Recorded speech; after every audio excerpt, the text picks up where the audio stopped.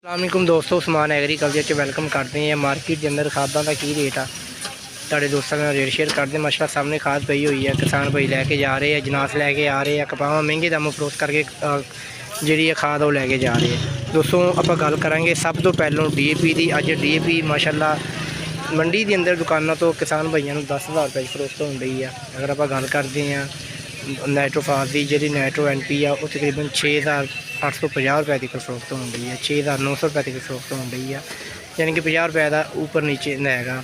इस तरह अगर आप गल करिए दोस्तों सोना यूरिया की, सोना यूरिया उनका रेट कोई एडा खास नीचे नहीं आ रहा। वही किसान भाइयों के उपर जुल्म आ। सोना यूरिया की सूरत जी सोना यूरिया किसान भाइयों को 3,000 की फरोख्त होनी चाहिए आ, वो अज भी 4,650 4,700 रुपये की फरोख्त हो रही है।